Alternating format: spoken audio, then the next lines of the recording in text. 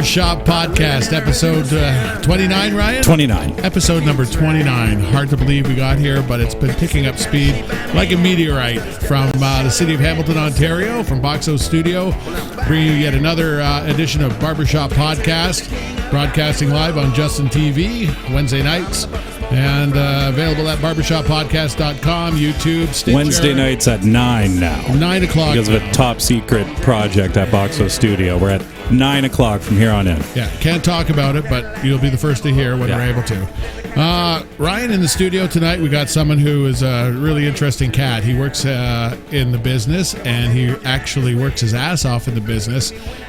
He's seen it from the front of the counter and the back of the shop, and his forte is a songwriter. He has carved himself a career and a reputation, and I'm really interested and honored to have Steven Dall in the studio tonight. Thanks so much for coming by, Steve. Thank you. It's a pleasure. Now, I was amazed because I've known you for a number of years, and I've written with you, and I've played a little with you, and talked to people, and they're not familiar. Who is that guy? Who is that guy? Because you don't play around town. You did your years working on stage and having a band and whatnot, but you're prowling a whole different part of a business that's kind of shadowy and murky to a lot of people, and they don't know about it, and you've managed to really do well by yourself. And I'm wondering, at this point in your life, are you where you thought you'd be, or did you make it up as you go along? Well, no, I think I make it up as I go along, but I also didn't think I'd be in your basement at this point in my life.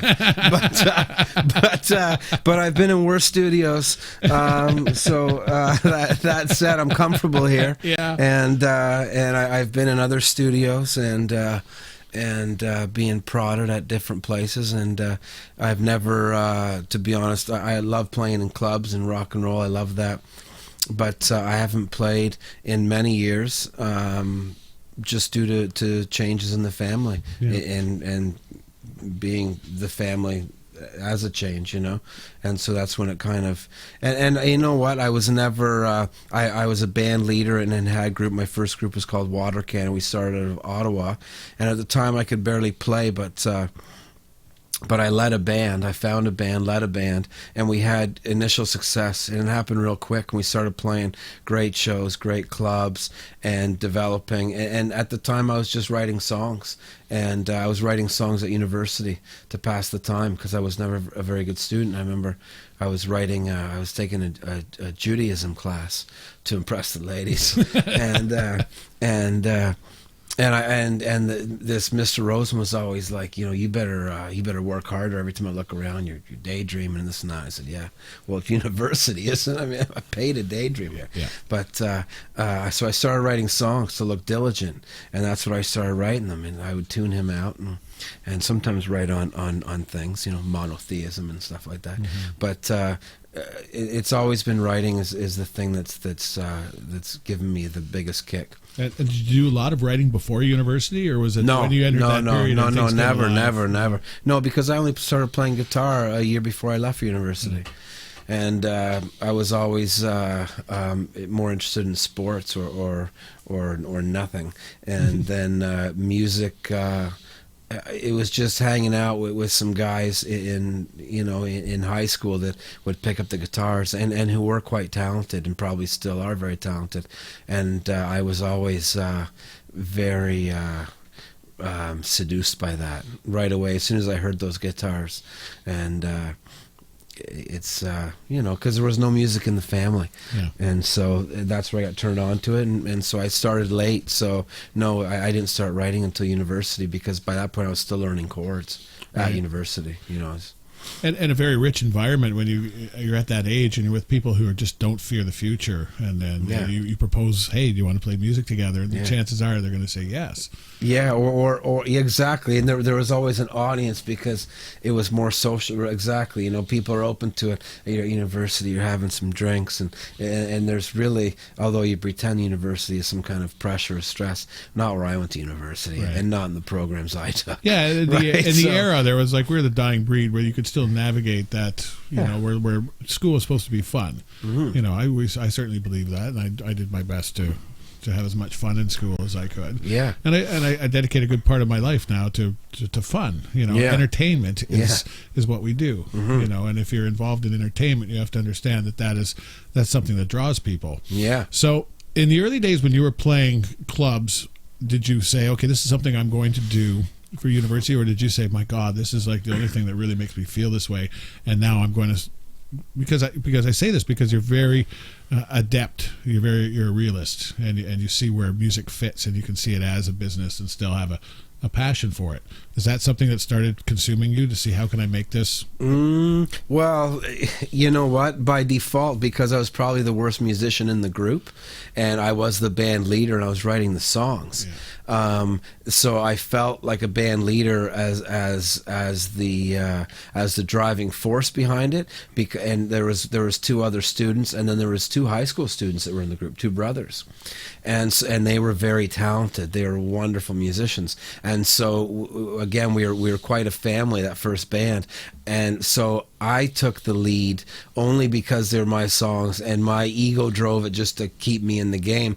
Plus, I was the one investing my student loans in gear, buying a pickup truck, and putting the jam space together, and getting gigs, and making the calls, and doing whatever I had to do to get us exposure. So I guess at that point, it wasn't financial. It was just that other element that was beyond money. It was just a real great feeling. Yeah, I love to play live, and at that time it just happened so fast that we were playing, and the momentum took us, and then we, it couldn't stop us. The band felt that together. You touched on a couple things. I have a good friend of mine, John, who's an optometrist, and he saw me play once, and he said, "Boy, you really surrounded yourself with good musicians there." And I said, "Well, yeah, I felt the same way, And they said, "Well, how do you do that?" It's like, well, having a driver's license helps. It kind of it vaults you halfway up the list. Yeah, and you have to understand that there are contributions. There are so many talented musicians who just can't get their head out of their ass. No, and to be able to realize that you have to bring this product to a place, you have to make this sustainable. Is to me like a no-brainer. It's so crucial, and yet it's kind of overlooked. And I want to ask you, what are the qualities of a band leader? And I'm sure you've seen it in other people, and that you had to take on the role yourself. What are the qualities in a band that makes a good band leader?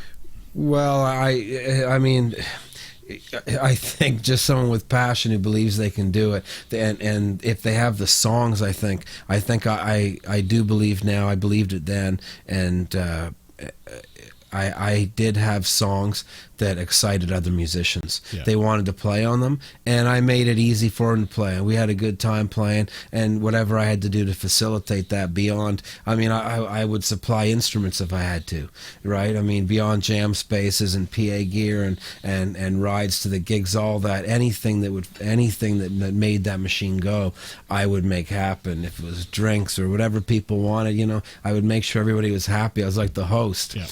Sometimes in the beginning I felt more the host than a lead singer because I felt I didn't have the confidence in the music, but I had the confidence in the group. As the sum of the parts were good, I knew we were good. But as a band leader, I don't know. I think in any musical endeavor, it's I learned. Obviously, I pursued more songwriting angle now, and the biggest one of the biggest lessons in Nashville in a co-writing situation is the best thing you can do is listen to your other musicians, listen to the co-writers, and listen to your musicians. So you have to listen to those ideas, and it took me a while. And I led it a bit like Sting always said that the band was not a democracy. It was more like a benevolent dictatorship. Yeah. And sometimes there's no doubt I would put the dick in dictatorship, but I think that was my role. But to make a good band leader, I don't know what it just takes. I think it just takes ego and a lot of energy. Yeah. Because, you're climbing uphill all the way, even if you're dragging your own band with you. Yeah. Right? It's very much a personality thing. It's a lot of psychology that's used and out of the passion, right? Mm-hmm. You want everyone to be happy. But it has to go forward, and everyone has to be pulling together. So tell me about your first recording experience and the road that kind of led you towards Nashville and the people the facilities and the environment that you got exposed to? Well, we just took it upon ourselves to record the very first thing I recorded was a cassette for the first group. I had a group called Water Can, which formed in Ottawa, and we started getting attention. We started playing a lot of good rooms, and and at the time it was a cassette. We made a 5-song cassette, and I remember we went to Outremont in Montreal, and we just had a contact, someone who wanted to be a manager at the time, and he was a jazz fan, and he was a friend. He was a friend of remember I said there was 2 high school boys in the band. Well, his father worked for Library of Congress or something to do with in Ottawa with the public service, and he wanted to help us all, and he loved seeing his boys do this. And he came to me and said, "I got this guy, and he wants to record you guys. You got to go to Montreal. Can you do that?" I said, "Absolutely, whatever you need." So I remember he helped. I think we ended up financing the recording ourselves, but I remember going to this very nice part of Montreal, Outremont, and we had rented a van and went down. And Maurice Applebaum turned out to be a fantastic producer and engineer, the guy who recorded Moist and Our Lady Peace, and he has a studio in Montreal still called Silent Sound. So it was just kind of luck of the draw. That was our first recording experience, and we get in there with Maurice, who was really quick to show us the way it's going to work, and it was a very difficult process. And the biggest thing I remember from that, we ended up having a cassette from that, and we sold 500 copies of that cassette before, and then we decided to make a CD. But I remember that day renting that van and going down there and feeling so good and feeling so empowered getting out of that van. And then I remember dropping the guys off, and it was very tight, very, very nice part of Montreal, and all parallel parking. I remember we had rented this van, and I'll never forget, I was trying to park the van, and I nicked a car while I was doing it, and it just really disturbed me because, and I drove away, of course. Yeah. I didn't stop. I drove and I parked somewhere else. Just carrying your guilt behind you. Yeah, to get into that session on time. But I was like, oh my God, they're going to hunt me down, the Sûreté de Quebec, and they're going to get me. And that was wearing on my mind when I got in there. And then I got in there, and the drummer's in the drum room, and I remember the engineer's like, hey, you're going to play these drums. And they were, fantastic AOS or sonars, some beautiful drum in this isolation booth. But our drummer, again, was pretty much a student at Carleton of journalism, a bright guy, but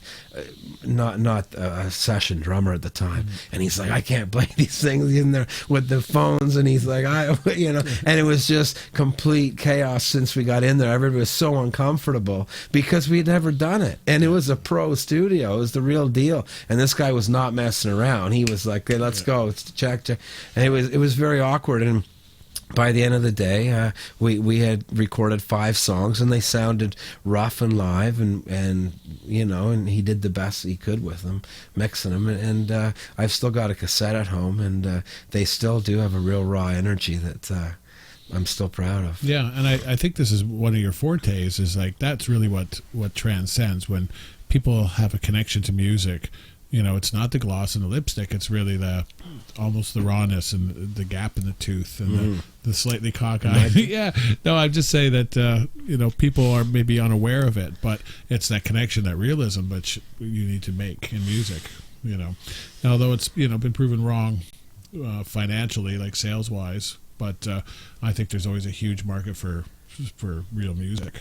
Oh, I don't care about that. The great song is a great song, and you play to play. I mean, you can always make money to put it in the gas tank and go. And if you think you can conquer the world, you can. And you always will be able to. And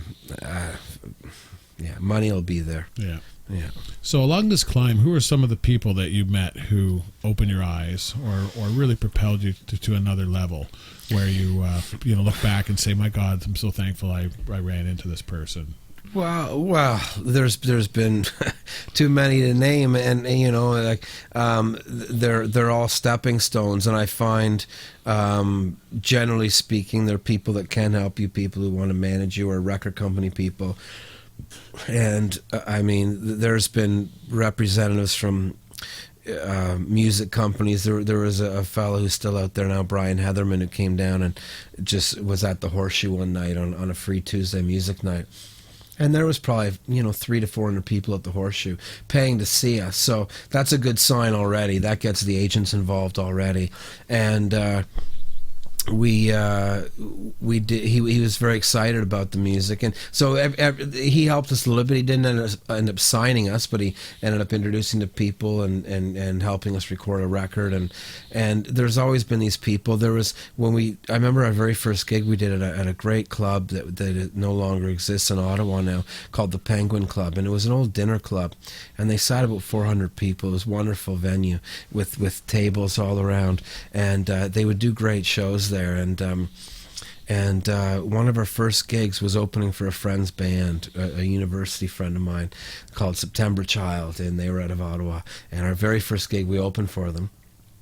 And it turned out the manager from the club was there, and he was the booking agent as well. For not for all the acts, they would still use bigger, but he would oftentimes hire the opener or fill the slower nights, the lesser nights, right? And we did our opening set, and I could see him at the side of the stage wondering, who is this guy? Because he didn't look like a young university guy like all our friends were. He was tapping his foot, and he just had the biggest grin on his face. And as soon as we came off stage, he had to go upstairs to the backstage, and we all went straight up there, and we were just on cloud nine. We were just like, we couldn't be brought down to earth because it was a pro stage, and it felt good and wonderful sound. And we got back there, and we, having a cold beer. And right away, he said, "Where are you guys from?" He said, "Oh, we're from here." And wow, I can't believe I haven't heard of you guys. And listen, I got this act coming in next month, Big Sugar, and I need an opener. You want to open for them? And we were just like, we just loved Big Sugar at the time. Yeah. And we were like, we couldn't believe it. So it happened that fast. And that club, that was our second live show, our second time sound checking. The night before, we'd played in Montreal at a greasy club called Station 10, which is a wonderful club as well.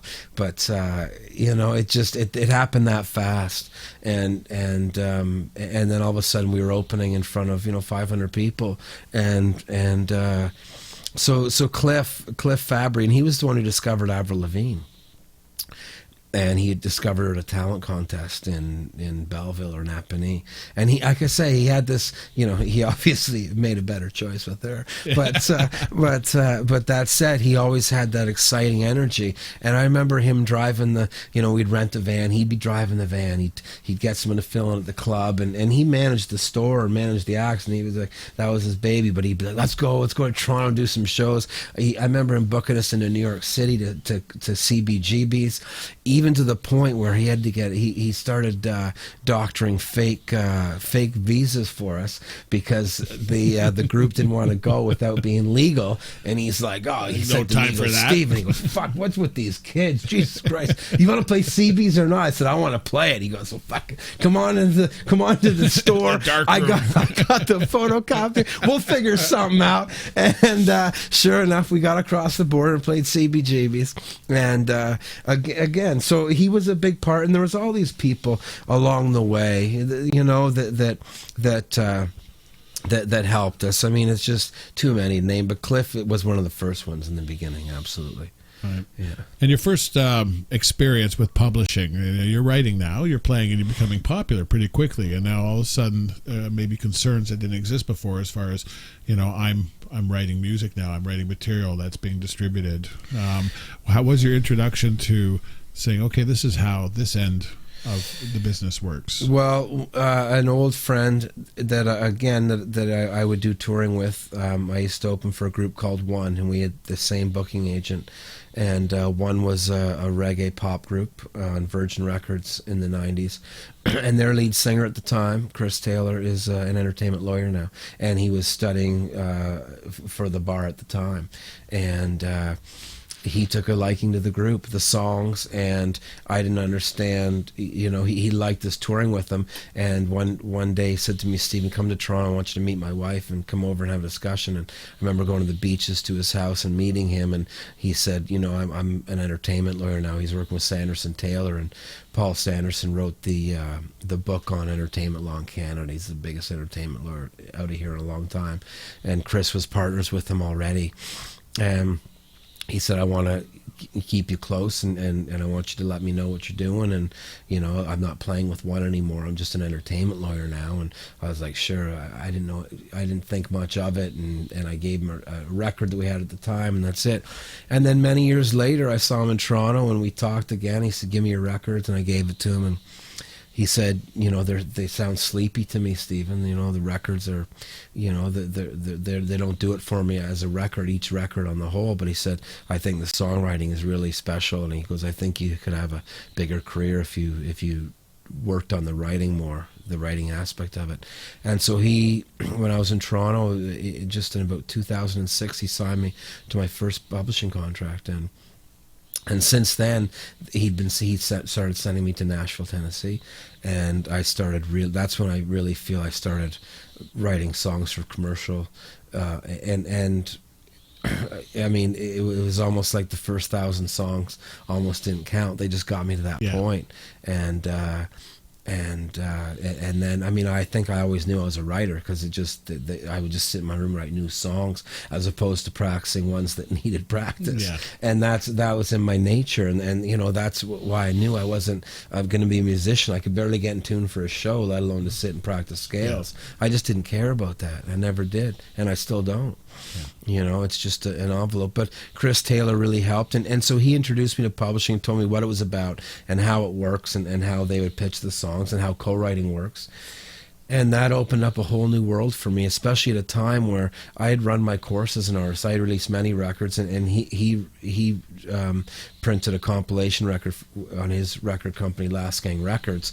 But it didn't do anything for me, because it was just a compilation of my best songs that he felt, and it wasn't very personal for me. I would just prefer to have done a new collection of songs, but he wanted a calling card. And I respected him and loved him, and obviously he was paying for it too. So I listened to him, and he's a very, very smart man, and very, very passionate. And he said, what do you want to do with your career? And I said, well, my career's run its course. I'm just playing gigs in bars and painting. I'm a painter now, and I got to make a living, and I'm getting tired of playing. And at the time, my wife and I were thinking more about maybe a little more permanence, and a little settling down a bit more. And so he said, well, how about a publishing contract? And I was like, well, what's that? And and so it was just a small introductory offer with a co-pub deal with a company that had offices in Nashville and Toronto and LA.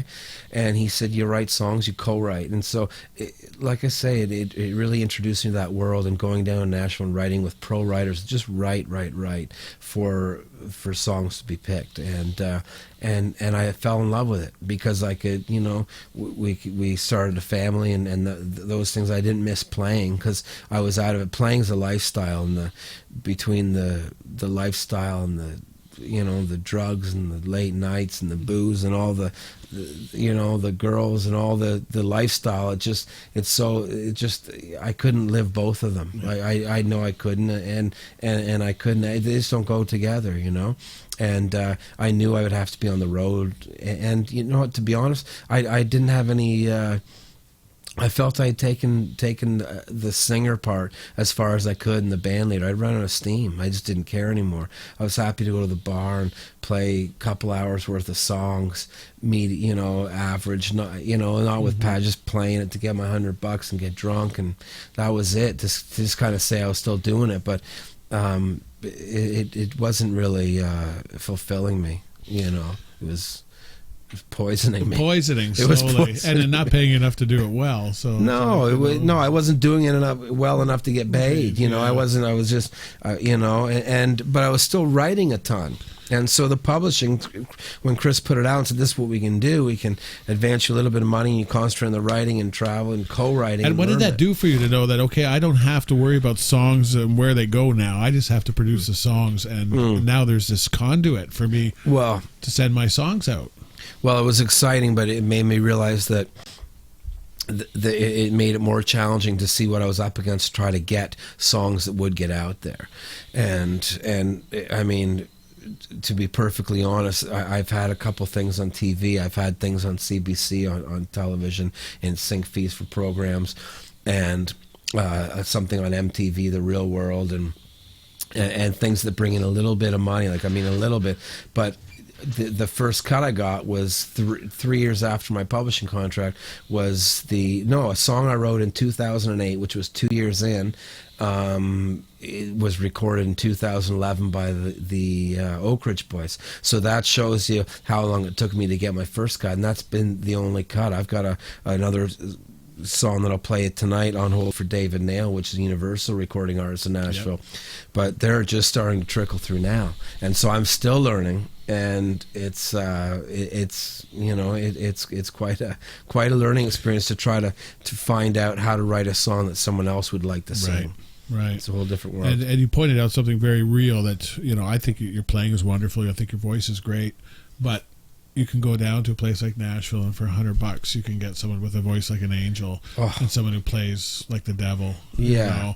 So you don't beat yourself up over what you can and can't do. This is something that you're going to take to the professionals, right? Well, they do. Yeah, I don't go down to Nashville, and I remember going down my first time and a few times and being like, wow, because not only the players, but even the writers could just play their asses off. Just the writers who are call themselves writers are just fantastic musicians. You don't go down to Nashville and call yourself a lead guitar player, right? You just don't do it. You can get in the room and say, I'm a writer. And again, Chris was backing me up, a well-respected man. So they believed it. They said, okay, this guy can write. And, that was all right. And most people down there are writers. But the talent level is off the charts. Yeah. Off the charts. It's called Music City for a reason. You got producers, you got great talent in New York, in Los Angeles. But Nashville is a different beast. I've lived in New York and L.A. and pursued it as a musician. I could make a living there. In the Village in New York, a couple of years I made it, playing songs, from cover songs to originals, and working in a restaurant a few nights a week, and living just the most wonderful time of my life as a single man and as pursuing the dream. But it can only take you so far if you don't reach, and those are tough towns to make it. And Nashville, you can make it as a writer.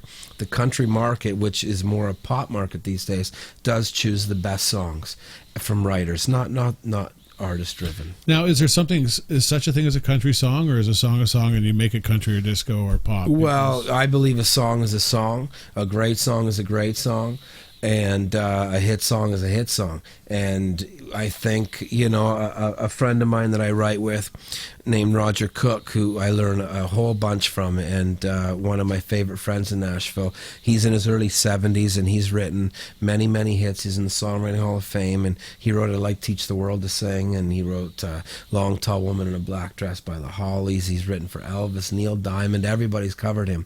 And the best thing is Roger is always like, it's one thing to write a great song, okay? And he always says every band, no matter how bad they are, every band's got a hit. Every band's got a hit, okay? Whether they get it out there or they can produce it and make it out there is a different story. But every band usually has a hit. I found that funny. And one thing he said is that, Steven, you can write great songs, because sometimes at the beginning I would be so anxious to play him new ideas I had, and I'd start playing. And once we got friendly, and he would like to, he always had a pipe, and he would say, "What time is it, Steven?" I said, "What time is it?" And it'd be 10:30. He'd be like, "It's beer 30." and so he was a bit outside the Nashville norm, and so we would have some great kicks. So I just used to love writing with him, but I remember him saying to me, Steven. And I'd be so excited to play him songs and get his approval or whatever. Even if he, condemned them, I'd be happy, just to get that from him. But he'd always be like, and sometimes he'd just pick one word. For instance, the song I'm going to sing tonight called Tennessee. I had a full song called Tennessee. And my publisher said to me, Steven, when you go to Nashville, don't be afraid to write about what comes to mind the first few times you're there. Because as you keep going back, you'll start putting up self-editing. You'll start guarding yourself, and you won't want to write about that romantic feel. So make sure you do that. So I said, all right. So I wrote a song called Tennessee. I remember playing it for Roger, having a Budweiser in a studio. And he's like, you know what? I love that word. I'm like, what word? Tennessee. And I'm like, and he's like, I'm too close to it to write about it. He goes, let's write a song called Tennessee. I'm like, well, and he took it right back. That was our first song together, and it was very special. And I remember him. We wrote that day, and I remember we had a wonderful time. And then he said, "Okay, mate, take care," and that's it. And I thought I'd never see me. And I remember getting a call in the hotel.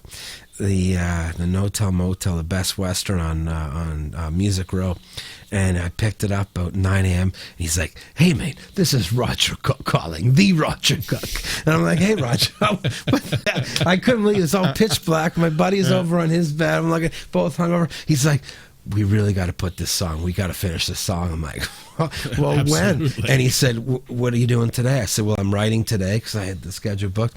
But he said, "Well, what about tonight?" He goes, "Do you like pork chops?" I said, "Well, I love pork chops." "Well, you come on over here at 6:00 and we're gonna have some pork chops. And we're gonna finish this song." He goes, "This could be a great song." I said, "Okay." So I was so excited to do that, but. It's funny, and then the real lesson I learned from Roger was, he said, although everybody has great songs and everybody can write a great song, the trick is, as a songwriter, is to learn how to write a great song that not only is great for you to sing, but it's a great song that someone else wants to sing.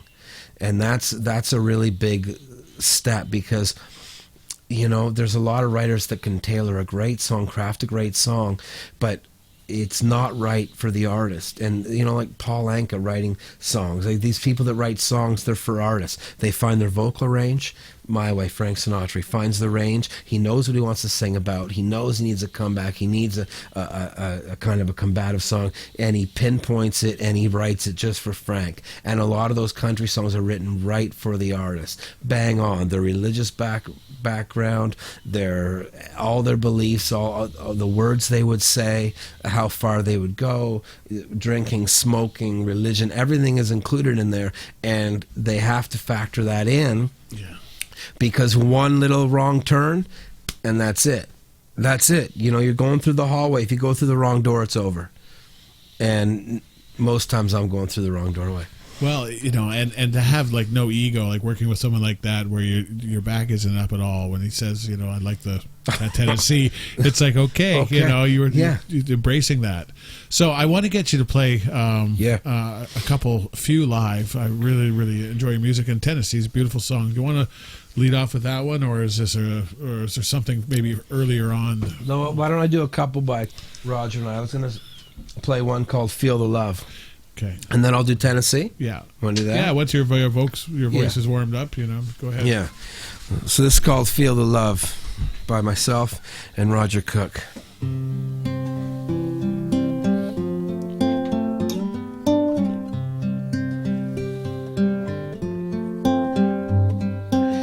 Listen to you singing like a songbird, getting ready with the radio on. That's when I know everything is alright, lucky me. Oh yeah, I feel the love. Listen to you hitting all the high notes. You love your country and you know all the words. My very own American Idol, lucky me. Oh yeah, I feel the love. You got a heart so easily broken. Life can be so cold sometimes. You got a smile brighter than the stars that shine.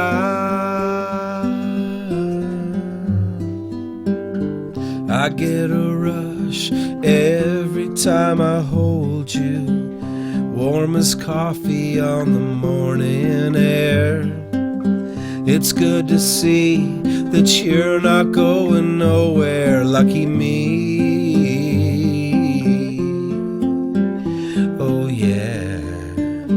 I feel the love.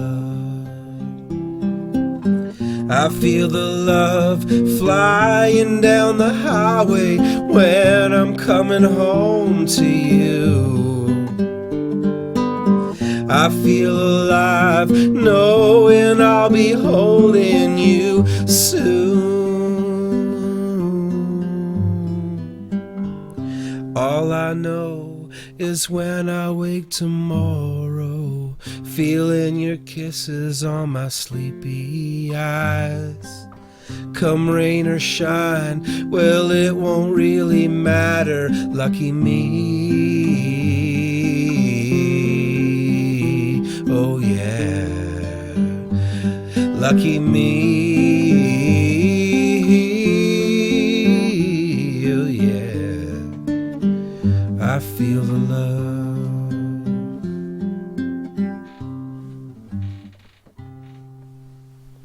I feel the love. It's a lovely song. Now, working with a professional like that, it must be a thrill as a songwriter, right? One of the biggest. One of the biggest. Yep, still is. How do you take that and carry it on to every other piece of music you write, or do you like a piece of that, or is that just very job specific? I think through osmosis you do. I think the lessons and the anecdotes and the things they teach you, absolutely. You learn a little bit from each one, listen to your co-writers. I was always a bulldog when I went in the rooms. I was always like, just had to get every idea across, thinking that, they had never seen a writer like me there. Yeah. And again, partly to, in a way, circumscribe the musical deficiencies, in a way, to kind of, okay, let's this is how I can stomp it down. But at the end of the day, I've backed off and relaxed a bit, and because I realize you pick your spots, and you have to trust your co-writers. It took me years to understand that it's not an ego thing or three egos. It's usually three.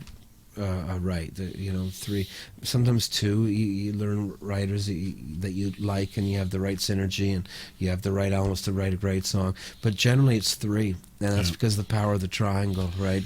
Very much so, and it's like the shape of a triangle. It cuts through the bullshit. Well, there's always one. Yeah, exactly, right away, and it's strong, and there's not too many, But it took a while to learn that, and then when you learn to trust your writers and listen to your writers, it's amazing how easy it becomes. And when they, generally my strength is the lyric, and not necessarily the craft of the lyric, but the ideas behind the lyric. They usually say the idea guy, and there's one in every kind of group that is the stronger one that way, and just has that maybe different perspective, because let's face it, we're all musicians, and so we're all a bit out there, but some of the guys, like one of my favorite writers and one of my closest friends who has been making these journeys to Nashville with me, Casey Marshall, is very strong on melody,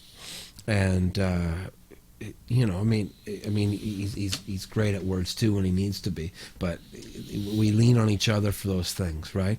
And he's also, generally those people are better musicians or singers, and in his case, he's a fantastic singer. So all of a sudden, melody's easier for him because he's got the range to begin with, and so if he sinks his teeth into a stronger lyric, he can come up with a stronger melody that I can't invent because I don't have the range. Right. I can't play that vocal instrument. So you definitely take it with you, but you can't fill their shoes without them there. Yeah. No, you can, it's all about limitations, know your limitations, but there's no way you can, you need those people in the room. The productivity starts to click too, when it's kind of exponential. If you don't do twice as much work, you almost do 3 times as much work, because the walls start crumbling. And the sum of the parts is more, right, than the individual, absolutely. Yeah, just like a band. Yeah. So I'm going to put you back on. It sounded so nice. I wanted to do that. To tell a little story, let you strap on your harp there, Ryan. As usual, you've had runs in with Steve before, haven't you? Did you do any recording? Yeah, we did a bunch of recording back in Steel City. We did one that you actually, we produced together with, I can't remember her name, but... Terry Lynn. Yes, Terry Lynn, yeah. Terry Lynn. Yeah. She's in L.A. now. Oh, nice. Yeah. Yeah, we had a lot of really fun late night recording sessions back in the day. You know, and it's kind of community when someone, you know, drops in your doorstep and you're like, wow, it's fun to work with someone who's a professional. And, you know, I have to say a lot of people are very haphazard about it. And, you know, you approach it, you know, still with a determination, but still a lightheartedness, which is kind of really important because you can't be too serious, right? No. Because people pick up on it, right? Well, you just can't take it. It's only music. We're not saving lives. All right, what are you going to do for us? Tennessee. Here we go.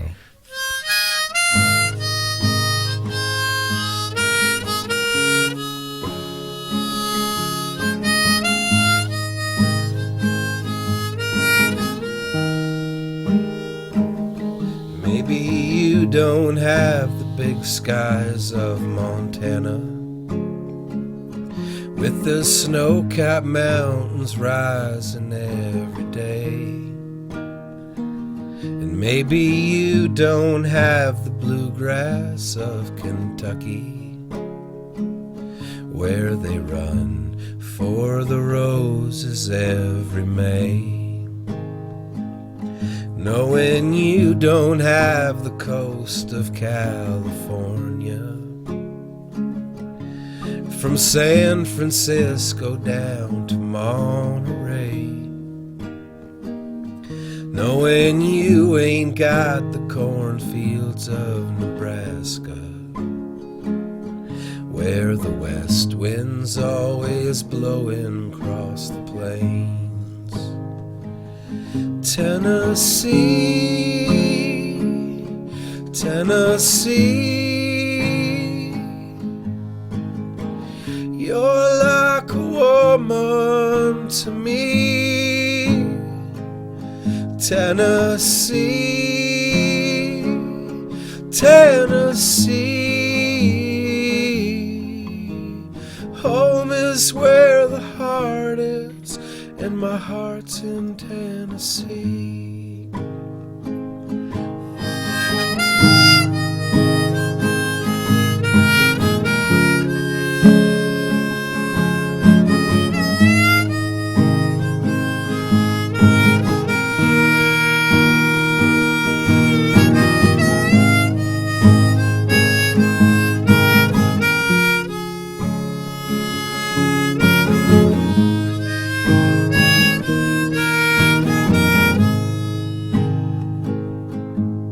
Maybe you don't have the coal mines of Virginia,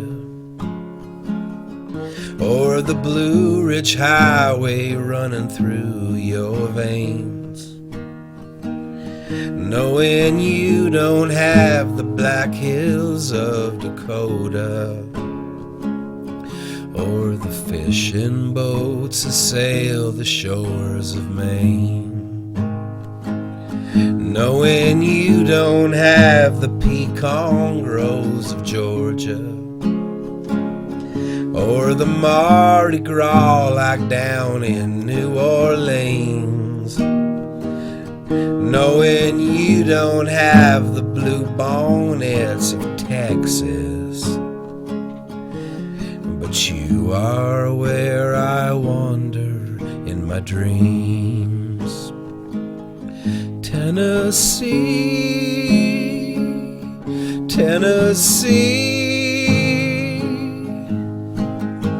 you're like a woman to me. Tennessee, Tennessee, home is where the heart is, and my heart's in Tennessee. Well, I love every state in this great nation. They're all jewels in the land of liberty. But when it comes to home, and a place to rest my bones. Well, only one keeps calling out to me. Tennessee, Tennessee, you're like a woman to me. Tennessee, Tennessee, home is where the heart is, and my heart's in Tennessee. Lovely number.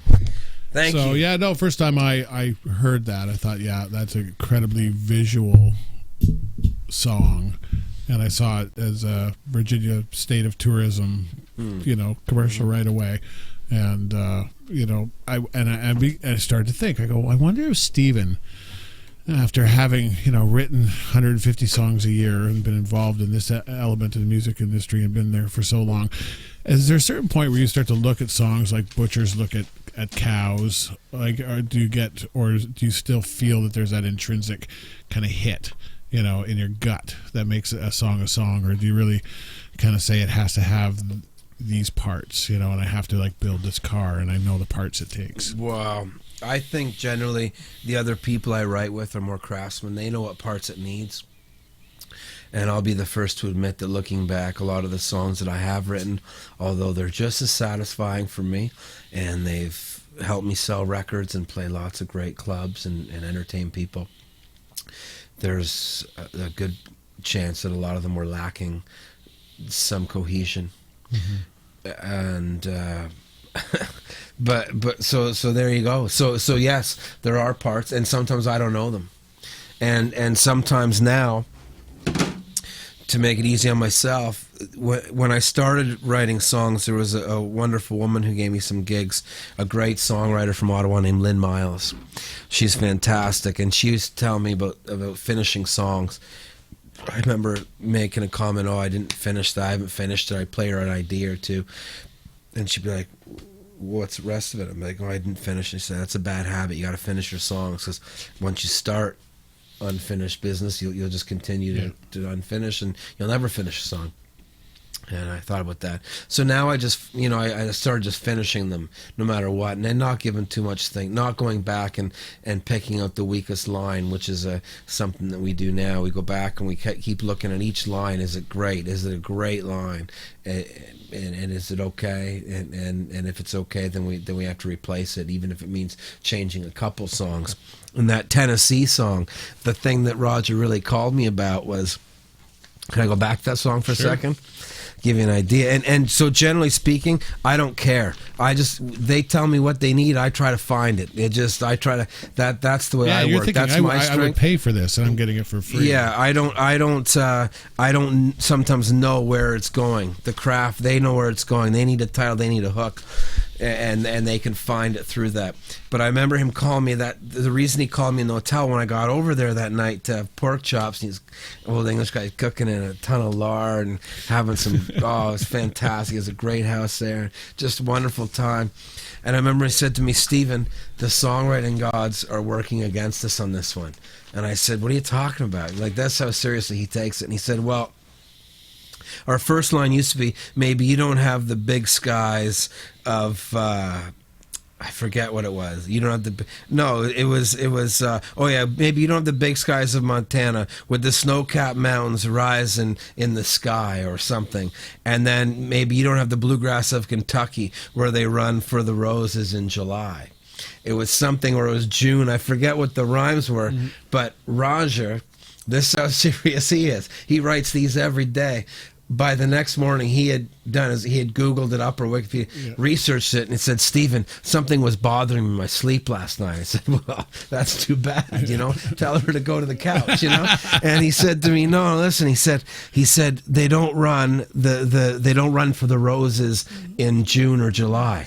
I said, well, who cares what are you talking about here? What are you talking about? It sounds great. The rhyme's perfect. He goes, no, we can't write that. They run for them in May.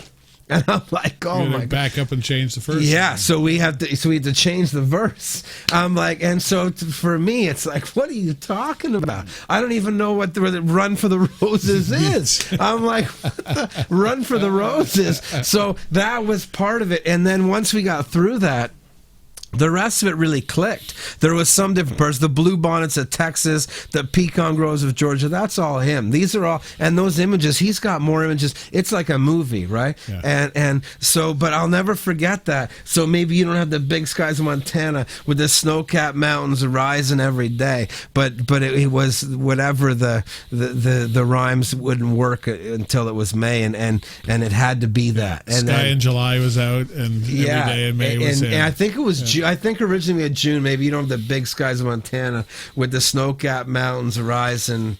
You know, I don't know something, but it was something with oon, the oon rhyme, and so so that's how serious it is. And so I've learned to do that, and I've met people down there, very successful people that. Well, actually, their style of writing is they'll find the title, they'll get into the songwriting session, say, okay, what song do we need? Who are we pitching it to? Okay, it's a female song. Okay, it's a dark song. It's a love song. It's a happy song. Whatever it is, they will take the title and they will find the concept, and they'll go away for a day or two. They'll just brainstorm a bunch of ideas together, jam, find some melodies. Okay, we're on to something. They'll go away. They'll do their research. And they'll find everything to do literally on the song before they start extrapolating figuratively, and finding their metaphors, choosing which ones they want, and then they'll start making basically a map. So in the center might be Tennessee, the title, and then around it may be the different states, and around it may be the different poetic things like the veins, and they'll have all these, and then they'll connect it that way. And so and a lot of them I found will write out of sketchbooks. So they have the room. Me, I like a little book. I just write line after line. I come up with the quatrains, lines of 2 or 4, and just have the rhymes, whatever the rhyme scheme will be. But sometimes the ones that see it in a more poetic picture of the imagery, they'll have a scrapbook with them, like an artist, larger, nice, fine stock, 18-point stock, card stock, and so that way they have the room right on it, right, to put all the different sections, and then they'll take ideas from that and write the song on the next page. So they can it's almost like a map. Yeah, visualization where they can draw it. Absolutely. And if there's metaphors for the female with Tennessee, they'll put all those in one corner. All right, and then so they'll have everything, and they'll list. Sometimes it'll be like, go home and make a list of everything to do with that, like hundreds and hundreds of ideas that we can choose. And so that's an interesting way. I don't work like that, but a lot of people do, and it doesn't hurt their chances, you know. Yeah. So, Now the genre that you're working in, it's it's roots music, and there's an argument that it's all music is roots music, and I want to know if it's just like me, as I got older, I had a greater appreciation for a lot of music I didn't listen to when I was younger, or is it just like what? You know what? It was like country, for example. I was not a country fan. The stuff I love now, like the George Jones and Hank Snow and Johnny Cash, that was real kind of old school and funky, and wasn't into that at all. And then in the 90s with the new country, I saw it as pop, but I saw it, now diluted on both ends. It really wasn't, to me, pleasing as pop or as country. And then as I got older, I always liked folk, and I liked a lot of the the early British stuff that had a kind of a skiffle, or that kind of beat into it. And older, then I started getting into the country music again, when I started listening to some of the Rolling Stones stuff or whatever that was heavily country influenced, or Graham Parsons or something like that. Was it always a part of your arsenal that you like that kind of music, or as well, from the beginning, very much so. My favorites right off the bat were Neil Young, Bob Dylan, Cat Stevens. Not so much James Taylor, because first of all, I found it too sweet, and second of all, I couldn't play those darn chords. He was just too difficult. Paul Simon too, just too difficult. And but yes, I liked the blues progressions. Now looking back, I always loved ballads. and I always love 3/4 time. So and I realize now, like, going back to songs like No Expectations, take me to the station, and Leonard Skinner's Simple Man, things like that. They were real ballads, but they're really entrenched. They're completely rip-offs of blues and folk melodies. Going back to the 16th century, English Elizabethan.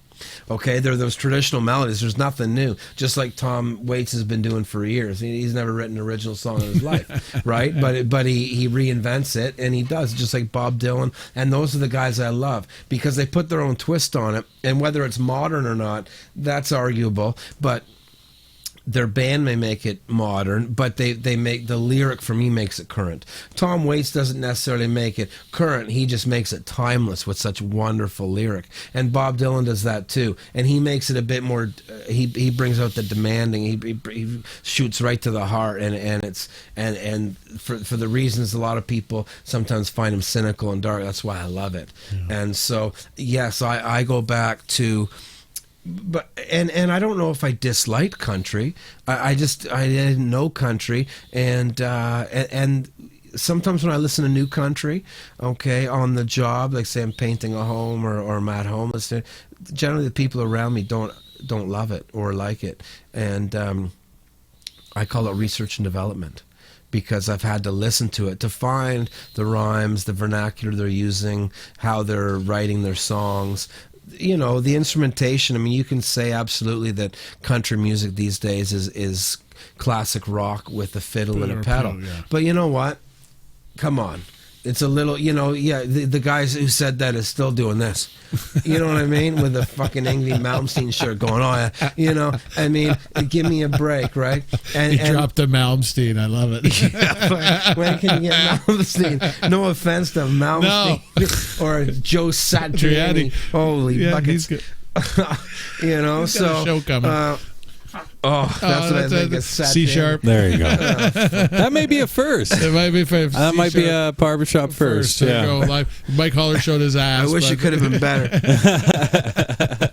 Should have had some of the delicious beef. So the beef always going on at the barber shop. But research and development. So, do I love modern country music? I love the songs, and I think I write songs that are strong enough to be on there, and I respect those songs and think they're wonderfully written. And whether I like the arrangements or whether I want to sing karaoke to them, no, I still prefer Bob Dylan and Neil Young and these things. But that's just, I don't control the market. I don't care. Well, if you write a song and in your mind it's like, this is for a female song, like, do you write a song, say that's a Carrie Underwood song? Yeah, or Taylor there's Swift pitch song. sheets. My publisher gets pitch sheets, okay, up to every week, and they have every artist that's cutting, the dates they're cutting, the songs they're looking for, and so generally they say up-tempo hits. You know what I mean?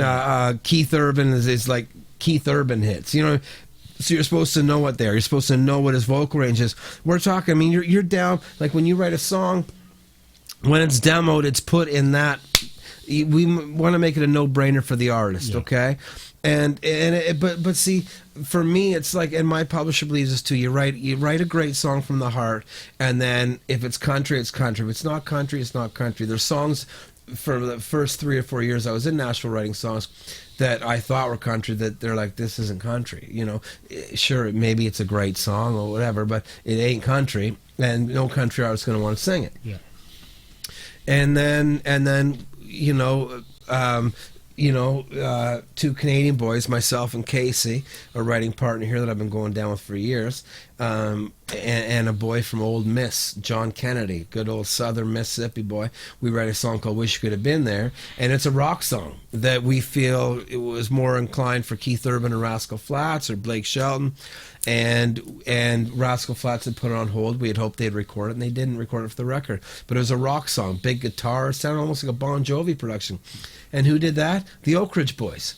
So we weren't aiming at that, and the demo has got 4-part harmonies like the Oak Ridge Boys, but I'm talking like full on, furthest thing like from your clean. mind at the time. Yeah, absolutely. But must have tickled you pink when someone who's got like the credibility and the history like the Oak Ridge Boys say, yeah, because that sort of thing where they have to like the song. No one's going to pick the song for them that they're going to sing. I just wish it tickled me gold. Pink's at least a couple $50 Canadian bills, right? You know, I remember my wife, when I was working on a job, and it was the evening, and I was in Home Depot down in Centennial, and she called me and said, Sharon, the admin, the plugger from the publishing company called, and I said, oh yeah, what? And she goes, well, she said the Oak Ridge Boys are going to cut your song, wish you could have been there. And I remember just feeling like out of this world. Yeah, and it felt great. It felt very validating in a way, because I've been working hard, not as hard as the people down there every day, but working as hard as I can, and thinking, God, I'm writing great songs, and not even a nibble here and there. It's a tough thing these days, especially as less records get produced because of sales. It's even tougher. It's a tougher climb. Yeah. But I believe I'm always an optimist. The song, and to be honest, if no one heard them, I really wouldn't care. Yeah, you'd still be writing them. I'd still be at home in the parlor, in the living room there, with a piano or a uke or whatever it is, and getting completely satisfied by writing and playing a song, even if no one heard it. It just wouldn't matter to me. It never has. It really hasn't. And if I had the time to sit and write 2 or 3 a day, I used to do that. And even to the point where I look back in books and can't even remember what the music was. Yeah. But I've got a story there. I've got chord changes, but I can't remember how anything went. But I know that it was there for that time, and I can get it back and put new music to it. Yeah. So I believe, although it's entertainment is somewhat lost its value, the copyright of a song will always be there. It will always be there. A great song is a great song, and they can't deny it. No matter how many other great songs there are or have been, they're always looking for that next hit, and no one knows what it is, and then they hear it, and they're like, okay, that's a hit. I mean, just the other day, I wrote a song a couple weeks ago for this new act in Toronto, these 2 young kids, a boy and a girl. The project's called Mickey Loves Mallory, and my co-writing partner from Toronto, who was signed to EMI for years, is developing the act. He finds there's a better future in developing the act. So you develop talent, you sign them, release a record, get right in the business, right? Because you're doing all the work anyway. So why not just give it to someone who can do it? And he sent me a lyric called "Hurts Like Hell," and I wrote the lyric in about 10 minutes. And my body craves you, my heart it plays you. I hope this song never ends. My arms they hold you, my lips they told you lies time and again. We fix it when it breaks, do whatever it takes. That's what we're fighting for. Something that we all fear. If we don't belong here, I don't want to sleep all alone. It's a feeling that we know so well. Feels like heaven falling, and it hurts like hell. Nice. And so we wrote that, and his old boss from EMI, the president of EMI for the last 20 years, great guy, real song guy. When I walked into his house a couple days ago, I haven't seen him in about 2 or 3 years. And I had an armful of beer because he set up a studio in his basement there, and he's partners with Casey in developing talent, and the drummer from 3 Days Grace, who's a songwriter we write with. And I had a flat full of beer and some champagne for him and his wife for having me in the home. And he said to me, he took the beer and he's holding, he's like, let me take that. And he's like, Steven, and before he said, hey, how you doing? He said, Steven, I gotta tell you, you're writing some great stuff right now. He goes, that song hurts like hell. He goes, that's a career song for you. And I'm like, really? And so I'm not saying I don't feel that way. I feel more that way now that he said that to me. It's not something that I would think of recording. That's often the case, though, that the artist fights what turns out to be the career song in a lot of cases, or the arrangement that a producer suggests, or a lot of times that they're going to cut one. Kim Mitchell was saying Patio Lanterns was the one that he was going to cut. He said, you want to get rid of you can get rid of patio lanterns. Like, Should have. no, yeah, I know. But I mean, that's made him his money. That's me though. That's made him his money. I agree. It's a lightweight song, but like I know Heart of Glass, that was a slow reggae song, and that was they needed an up tempo. Yeah, and then it was the disco thing was hitting, and the producer talked them into it, and they really didn't want to do it, and lots and lots and lots of songs happen that way, having that voice who believes in you and likes what you do, saying that's a winner. Yeah, is that something that you would feel like playing? For us, that song? Yeah. No, because you know what? Because it's been sold. No, it hasn't been sold. It's been. I wrote that with the artist too. Casey and I, after I wrote that, we went down to Toronto and wrote it with him. But I'd love to play a song that I wrote with Casey Marshall, who was on EMI at the time, and Casey and I. I consider it. I think we're like brothers, and he started. We started writing together. I met him through Barbara Seaton, who was the A&R scout or VP at EMI Canada at the time. This before I had a deal. I met with her. She liked some songs, and she said, "Come into the office." And she said, "Okay, you know what, Steven?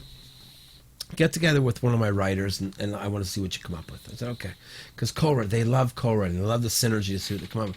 So I met Casey, and we had an all-night row. It was just off the charts. It was legendary for the two of us. We had a great time, and we wrote a bunch of ideas. But we started going to Nashville together, okay? Because I had a Canadian publisher through Olay, a different company. He was with EMI, and he heard that I was going down to Nashville. And so he called me up and said, "Steven, I've got EMI to start sending me down to Nashville. Can you help me out with your contacts?" And I said, "Sure." He goes, "Why don't we make a trip together?" I said, "That sounds good." Excuse me, at the time, I had no more money coming from my publisher. They still owned all my songs and everything I would continue to write. But I was like, I'm kind of hurting right now, Casey, and no hits on the horizon, and I really can't afford to go down there right now. I've went down there as much as I can. They're not sending me, so I can't afford to go down there. He said, "What if I pay for the hotel? And you go down there and introduce me to all your people, and we co-write the songs down there, because I need you to help me out." I said, "Well, that sounds great. I like the idea." So down at the No-Tell Motel is Best Western, and so both of us are living thin, right? Mm-hmm. So we get as much vodka and beer as we can, and we start plowing through that. And about 4 days into it, we just start fighting like cats and dogs in this hotel, and I'll never forget. We're at this. We're arguing over money constantly, right? And because he's like the sugar daddy, so I'm ungrateful, and he's taking advantage, and we're going through all this kind of thing. And I never forget. So I walked across the street for some drinks. He comes over there, and he's all hot. And we had written like 2 songs already that day, so it's not like we're not tired, and we're struggling down there. And we're at a bar called the Tin Roof, which is a fantastic bar where all the great players go down and play covers. It's just a great drinking bar, great college bar. And we're having drinks, and it's about 11 o'clock, maybe midnight at this point, and we're just drinking, and we start arguing, and we're getting heated, and he gets really upset. And I remember him getting up and going, "Fuck, oh," and I'm like, "Well, what? You want me to leave the hotel?" He's like, "Yeah, fucking get out of the room." And so I remember he had his drink, and he fucking threw his drink in the garbage, and he walked back to the hotel. And so I remember walking back to the hotel and going to the internet desk at the, and looking for rooms in town, and emailing my wife Kay and saying, "Oh, shit's hit the fan with Casey. I got to find a place to stay, and what should I do?" And she's like, "Well, we can't afford it, but if you got to get out of there, just get out of there, babe. Don't, Casey's going to get hot on the collar. I don't want you guys to get in a fight. He's going to hurt you. And, just get out of it. Forget about it, Don't worry about it." I said, "Okay." So I go back to the room. He's sitting in there drinking some vodka, kind of calming down. And so I grabbed the I start thinking, well, Casey, Jesus, I'll grab my stuff and leave. You want me to? But I was acting a bit sheepish because we knew it wasn't anything deep, We're just, and he said, oh, fuck it, stay. Whatever. Get a place tomorrow if you need to. Whatever. You can stay here. Forget about it. And just fuck. You just drive me nuts, Dall. You just, I'm like, yeah, I know. And then 10 minutes later, we start writing this song, and it's the darkest song. And I'm sitting there, I start singing. He's just picking his guitar. I say, hey, doctor. I call him the doctor. I said, doctor. He said, what? He said, I said, why don't we just, fuck, how many songs have we written on this trip? I don't remember any of them. I said, why don't we write something for ourselves? He's like, oh, I don't know, yeah. He just starts picking this riff, this dark riff. And I had these words written down, and I remember we ended up recording in the bathroom. We were best friends within 30 minutes because the song brought us together. Right. So I'd like to play that. Can I play that one? I think that's a fantastic story. This is one of my favorite songs. So, and then after that, we were fine. And we had 2 beds, and we used them both. You know what I mean? We didn't sleep in one bed. It didn't bring us that together. But after that, I didn't look for a room the next day, and we had a wonderful time. And so we wrote this in about 15 minutes that night, and that charged us up. And I remember we were thinking, God, you know what? This is kicking us in the nuts. This travel in Nashville and writing with these guys. Although we fake it good, like we're getting it fed to us. You know what I mean? We're crawling. We're like cockroaches here. We're just like trying to scurry to get a bite, and we're really, this is going to be tough. And then we thought, you know what? But I said, you know what? The great thing is, Casey, I said, even though I said, think about this song that we just wrote. I say, even though it's the darkest song, it's like the best dark song we could have wrote because we're learning. We're really learning.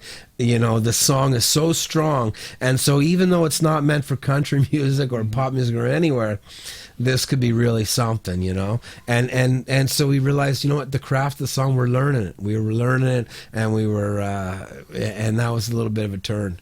Well, excellent. And I love a song with a story, and everyone here at Barber Shop Podcast gets to hear it live. Steven Dall. It's called Oh Lord, Take Me As I Am.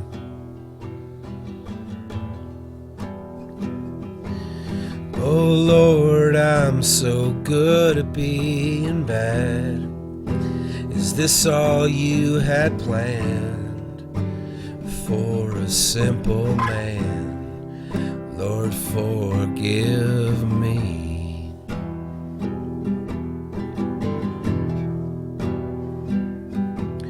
Oh Lord, I'm so bad at being good. I'd change it if I could. We both know that you should. Please don't give up on me.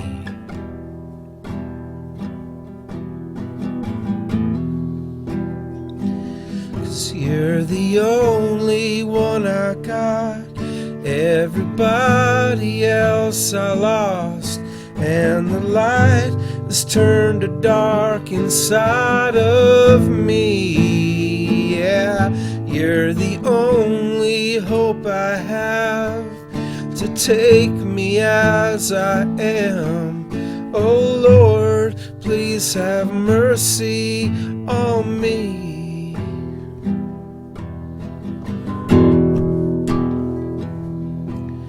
Oh Lord, I'm so high when I'm down, when no one comes around.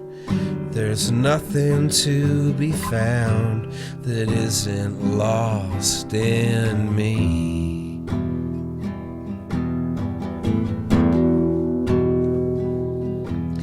Oh, why don't you answer when I cry? Don't leave me here to die. I'm scared my soul will fly forever in between.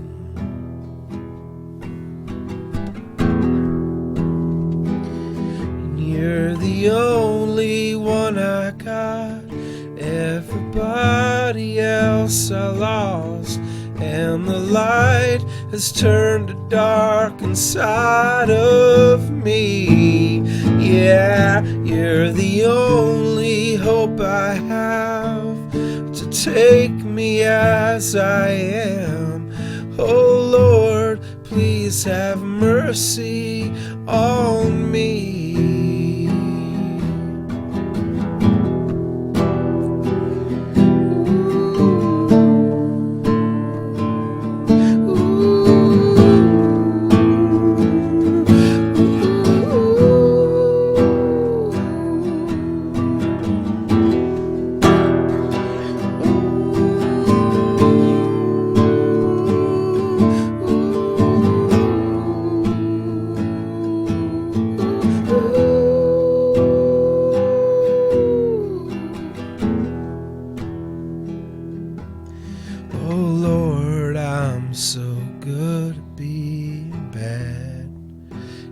This all you had planned for a dying man? Have mercy on me.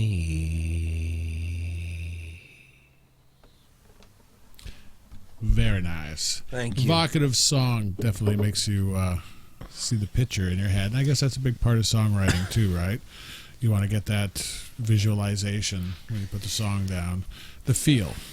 Yeah. Just, people get transported to a spot. And music, when you think about the kind of investment that people put in music, it's because it's magic. You can't really brick and mortar that sort of thing. No. Well, I want to thank you for coming out tonight. You really opened a lot of eyes and a lot of doors. Introduced yourself to a few people who may not have known you, and certainly introduced people to an end of the business that not enough is known about. And it's always a thrill to have you in here. Love Thanks, having Kevin. you. Thanks Love for having working me. with you. Thanks, Ryan, for working. And once again, thanks for kicking Anytime. ass. And thanks everyone for watching. And as usual, thanks for coming out. BarbershopPodcast.com every week Wednesday night, or you can catch us on Stitcher, iTunes, our Facebook page. Like us up there, and we'll be sure to like you back. Take care, guys.